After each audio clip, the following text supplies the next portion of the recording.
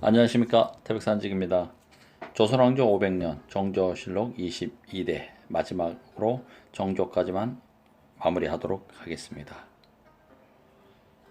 제22대 정조왕은 1752년에 태어나셔서 1800년에 승하하셨습니다. 정조는 영조의 둘째 아들 사도세자와 해빈 홍씨 사이의 둘째 아들로 태어났습니다. 이름은 산입니다. 이산. 자는 형원이고 영조 35년 1759년에 장헌 세자가 죽자 어려서 죽은 영조의 맏아들 효장 세자의 아들로 입적되었습니다. 정조는 1800년 6월에 48세에 죽었습니다. 능호는 건능으로 사도 세자가 묻힌 육릉 서쪽에 있습니다. 1897년에 대한제국이 성립되자 1900년에 황제로 추종되어 선황제로 계칭되었습니다. 정조실록. 정조실록은 조선 22대 왕 정조의 역사를 기록한 것으로 본서 54권과 부록 2권을 합쳐 모두 54권 56책의 주자본입니다. 1800년 순조 주기 12월부터 병찬을 시작하여 1805년 8월에 완성했습니다. 총재관은 이병모, 이시수, 서영보, 서매수 등이며 도청 당상은 이만수와 김조순이었습니다. 이외 각방 당상으로 김재찬, 한용구, 김달순 외 17명이 관여했습니다.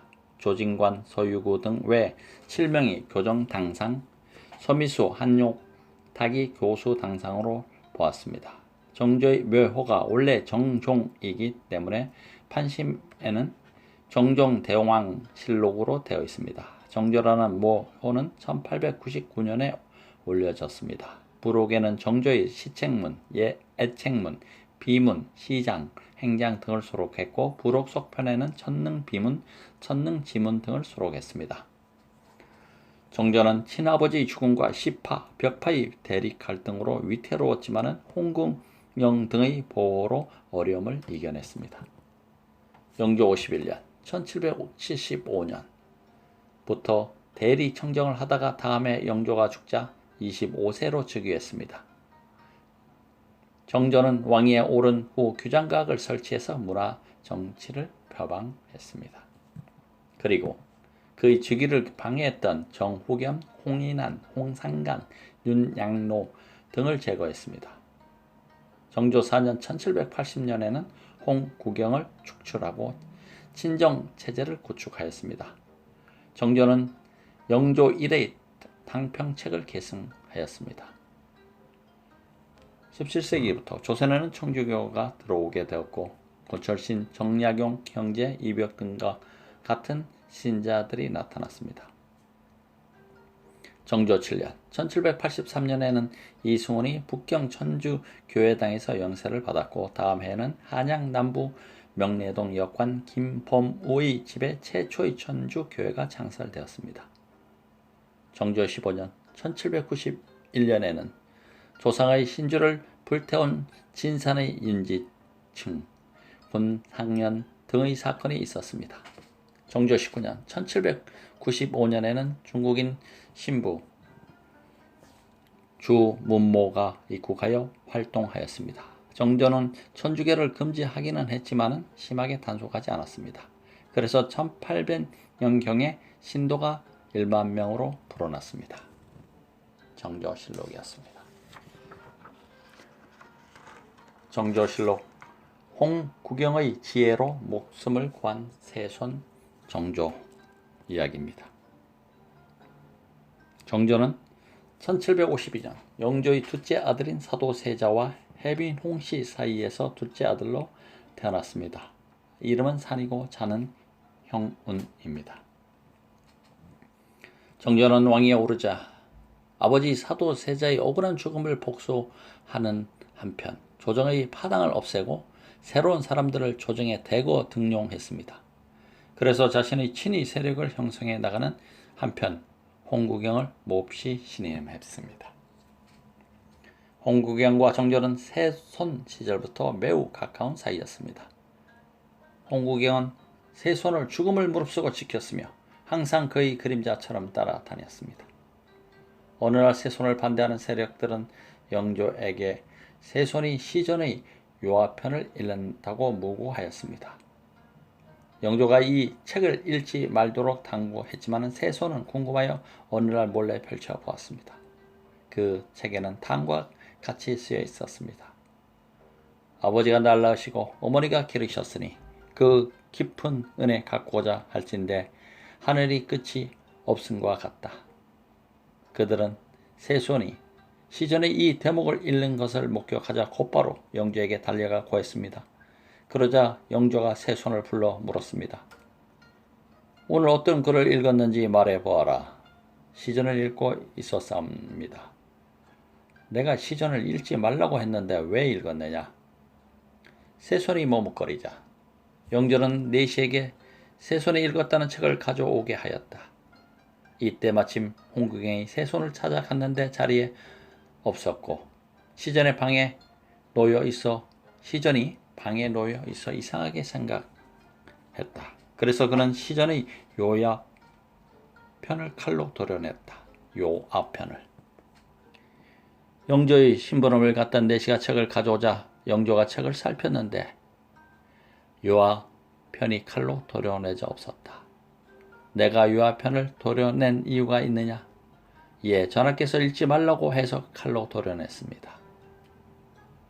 세손은 엉겹결에 이렇게 둘러댔다. 그러자 영조는 이렇게 말했다. 앞으로도 요아편은 읽지 마라. 세손은 이렇게 하여 무사히 동궁으로 돌아왔다. 그곳에서는 홍국영이 벌써 기다리고 있었다. 저하, 요아편은 여기에 있사옵나이다. 그대는 나를 살려서 참으로 고맙소이다. 세손은 홍국영의 손을 털썩 잡고 몇 번이나 고마운 마음을 전했다. 홍국영은 자신의 요아편을 도려낸 연유를 말하자 세손은 말했다. 그대의 재치로 내가 살았소. 앞으로 그대에게 잘못이 있다고 해도 내가 반드시 용서하리다. 정조가 왕위에 오르자 홍국영은 도승지에 임명되었다. 그리고 정조의 정적들을 없애는 데 앞장섰다. 이때 홍상범이 자객 사건을 일으켰다. 그는 정조가 왕위에 오르자 반역을 깨하기 위해 무사들을 모았다. 이때 호위 공관 강용휘를 깨워 자기 사람으로 포섭했다. 마침내 강용휘는 전홍문을 포섭하였고 그들은 홍상범의 친척인 홍대섭의 집에 자주 모였다.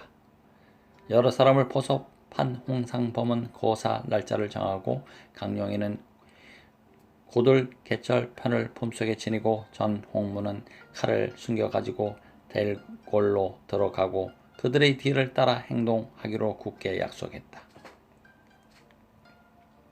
강용휘와 전홍문은 약속한 날에 대궐에 들어가 강계창과 나인 강월해의 주선으로 존향각에 이르렀다. 이때 음모가 드러나 군사들에게 쫓겼다. 그들은 대궐에서 빠져나와 다시 모의하다가 모두 잡혔다. 그런 뒤 홍계능은 정조를 살해하고 정조의 이복 동생인 은전군을 왕으로 추대하려고 음모를 꾸미다가 발각되었다. 홍국영은 정조를 반대하는 세력들을 조정해서 쫓아냈다. 왕대비 정순 왕후의 동생 김규주를 흑산도로 유배시켰다. 그리고 자신의 여동생을 정조의 후궁으로 들여보내자 원빈으로 책봉되었다. 정조 3년 1779년 5월 홍국영의 여동생 원빈이 갑자기 죽었다. 이때 홍국영은 자신의 누이가 독살되었다며 중궁전의 나인들을 혹독하게 다스리자 비난이 이르렀다.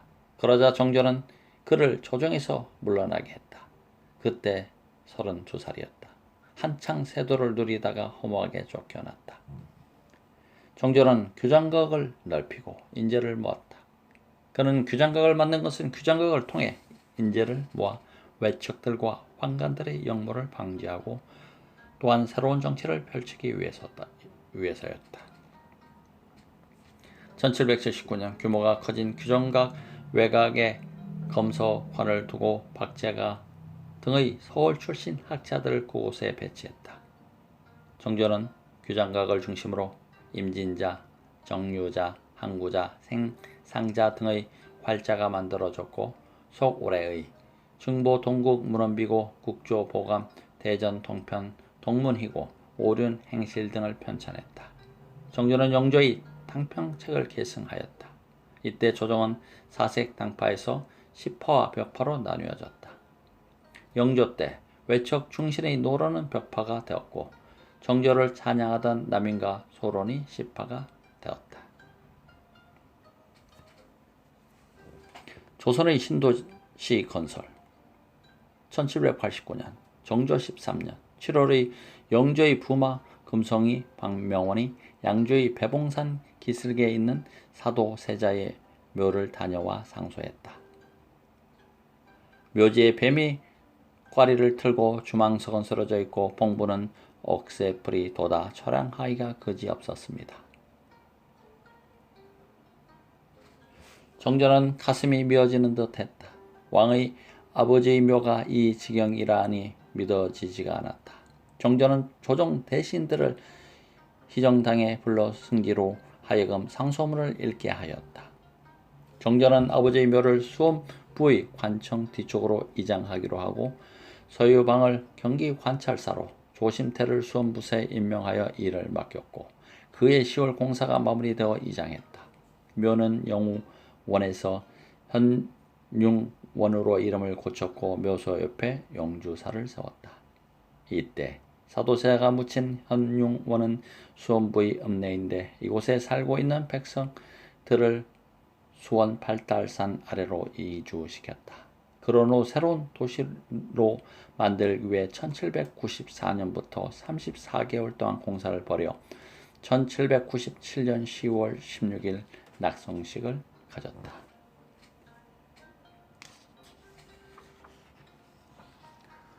정조실록 간추린 야사, 마음 약한 임금, 척신 세도 정치. 정조는 학문을 좋아해 수많은 편찬 사업을 이룩했다. 그러나 패거리 싸움이 다시 시작되었다. 이것은 왕권의 세탈을 가져온 계기가 되었다. 정조는 학문 외의 모든 정치 문제는 신하들에게 맡겼다. 이것 때문에 척신들의 세도 정치를 조장하는 패달을 남겼다. 이에 정권을 누리는 무리들은 정조의 이복 형제들을 추대해 정조를 몰아내려는 반역 음모를 여러 번 일으켰다. 정조에게 영빈 임시 소생의 은원군, 숙빈 임시의 소생의 은신군, 귀인 박씨 소생의 은전군 등의 이복 형제가 있었다. 정조 원년에 홍상범 등이 은전군 이찬을 임금으로 추대하려는 반란을 꾸몄다. 홍상범은 부친 홍술해는 황해 감사 재직 시 부정 축제자로 제를 받아 섬으로 기양을 갔다. 그러자 그의 일족 홍상간이 원한을 품고 역적 모의를 하다가 처형당하고 그의 일족은 모두 기양을 가거나 패적을 당했다. 홍술해의 아들 홍상봉과 홍상길은 전주로 기양 갔다가 부친과 일족의 원수를 갚기 위해 탈출한 후 한양으로 찬입, 홍필의, 강용희, 전흥문 등과 결탁했다. 그리고 궁녀들과 짠 후 정조를 침전해서 시해하고 은정군을 왕으로 세울 음모를 꾸몄다. 고사날 밤 홍술에는 무장한 장정 50여 명을 데리고 궁중을 기습하기 위해 행동을 개시했다. 홍술애와 전흥문과 강용이 3명이 맨 먼저 궁궐의 담을 넘었지만 파수병에게 들켜서 죽음을 당했다. 사건에 격분한 대신들과 대산 몇 종친관들은 은정군을 법대로 다스려 독약으로 죽이라고 주장했다. 그러나 마음이 순한 정조는 반대를 했지만 대신들은 은정군의 처벌을 강력히 주장했다. 정조는 한올 수 없이 독을 내려서 은정군의 목숨을 끊게 했다. 또 충주의 이술조는 홍인한 일파가 정권을 마음대로 휘둘러 반대파를 역적으로 몰아 죽인다고 분개한 후 대담하게 충주 목사와 직접 면담했다. 조정의 역적 홍인한이 제 마음대로 유능한 충신들을 역적으로 몰아 죽이고 있소. 그놈들을 없애려면 그를 신임하는 임금을 갈아치워야겠소. 그래서 난 군사를 일으켜 대궐로 쳐들어가서 나라를 바로잡겠소. 목사도 언제 역적으로 몰려 죽을지 모르니 나의 의거에 찬동하시오. 이 말을 들은 목사는 곧바로 상부에 보고했다. 그리고 이술조를 잡아 처벌했지만 아무런 군사 모집의 사실도 없고 단순한 당파적인 불평임이 밝혀졌다. 그리고 숙청당한 홍국영의 잔당인 송우암의 후손 송덕상은 평산 땅의 신형하와 함께 소론 팔을 누르내는 음모를 꾸미다가 사전에 발각되어 기양을 갔다.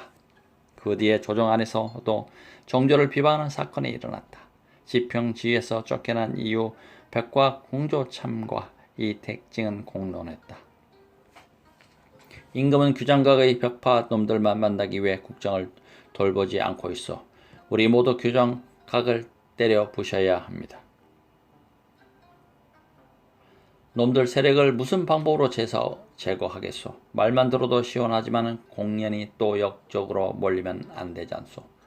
충신이 역적으로 몰려서 죽는 것이 두려워 의로운 일을 못 하겠소? 방법이야 합법적으로 상소해서 상감의 잘못을 깨우쳐 드리는 것이요. 그래도 효력이 없다면 다른 방법을 쓰는 수밖에 없지요. 이들은 은근히 실력 행사도 사양치 않겠다는 음모를 꾸몄다. 그리고 이택징은 곧 시패를 규탄하는 상소문을 올렸다. 이때 그는 역적에 몰리는 것을 각오했다. 근래 규장각은 승정원 이상의 집정 기관으로 변해 모든 국정이 그곳에서 결정되고 있습니다. 따라서 규장각을 본무로 돌아가게 하셔야 됩니다. 신의 생각으로는 규장각의 승정원 둘 중에 하나를 선택하심이 좋을 듯 싶습니다. 규장각은 본래 상관께서 사사롭게 학문을 연구하시는 곳입니다. 금후로는 정교를 비롯한 모든 국정 문제는 승정원을 통해서 하시기 바라옵니다. 정조는 과격한 표현의 상소를 받고도 노함없이 도리어 알아듣도록 이야기했다. 그러나 대사하는 이택징을 반역죄로 다스려야 한다고 주장했다. 따라서 이유백은 이택징의 상소를 옹호하는 상소문으로 대항했다.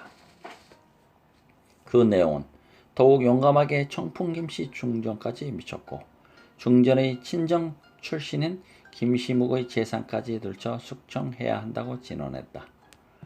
그러나 결과는 이택징과 이유백을 모두 기양 보내라는 왕명이었다. 사태가 이렇게 되자 자기에게도 화가 미칠 것을 겁낸 이유백의 아우 이유원은 자기만 살기 위해 형까지 파는 비굴한 발굴을 했다. 이유백과 이택징은 반역의 뜻을 품고 공모해서 상소문을 전후로 올렸습니다. 사전에 그런 일을 알고 미리 보고하지 못한 속죄를 하기 위해서 늦게나마 사실을 아랩니다. 그의 발고로 기양갈 형과 이택징은 결국 사형당하고 말았다. 그러자 반대파에서는 이 사건을 발전시켜서 기양보냈던 송덕상, 신형하를 비롯한 일파 등 7명도 완풍군을 임금으로 내우으려는 음모를 했다고 역적으로 몰아서 모조리 사형에 처했다. 정조 8년에 소영서 씨가 정조의 아들을 낳았는데 서자였지만 왕세자로 책봉되었다. 그것은 중전에게 아들이 없었기 때문이었다. 왕실에서는 이 경사를 영이 전에 받들어 고하는 의식을 올렸다. 고백헌관인 김하재는 직무상 할 수 없이 재전을 집행하였지만 예방승지 이재학에게 정조를 비방했다. 그러나 이재학은 자신이 역적으로 몰려서는 죽는 것이 두려웠다. 그래서 친구를 배반하고 왕에게 밀고했다. 왕은 김하재를 잡아다가 직접 신문했는데 그는 왕에게 당당하게 진술했다. 상감께서는 말로만 당파 싸움을 금하면서 실제로는 소론파만 중용하고 소론파가 날조한 반역죄로 노론파의 충신을 얼마나 죽였습니까? 중전이 아직도 젊은데 좀 더 생남을 기다리지 않고 서실 소생을 왕세자로 봉하십니까? 신은 죽겠지만 억울한 충신을 죽이는 것은 신으로만 끝내시길 바라옵니다. 죽음을 두려워하지 않는 김아재의 당당한 말에 그가 죽은 뒤에도 정조는 마음이 편치 않았다. 그래서 정조는 조용히 그의 말을 되새겨 보았다. 처음으로 노란파이 유력한 집안이 역적죄로 몰려 죽은 사람을 세어보니 소름이 끼쳤다. 다음엔 소란파이 유력한 집안을 세어보았다. 그 역시 역적에 몰려 죽은 자가 많았다. 정조는 이렇게 생각했다. 어렵구나. 어느 파를 믿어야 할까? 모두 저희들끼리 세력 싸움으로 죽이고 죽는 것은 모두 미친 짓이야. 그래서 정조는 올로 대신들과 상의한 국법이 정하는 대사령을 내렸다. 선왕 때부터 국사범으로 죽은 자는 할 수 없지만은 기양간 사람들을 모두 영소해서 돌려보내라. 이후 정조는 당파 싸움에 환멸을 느껴 당장이라도 양위할 세자가 있으면 정치에서 떠나 학문에만 몰두하고 싶어 했던 것입니다. 제22대 정조실록 여기서 마치겠습니다. 조선왕조 500년 대장정의 길도 여기서 마무리하도록 하겠습니다. 태백산지기와 함께 해주셔서 감사합니다. 고맙습니다.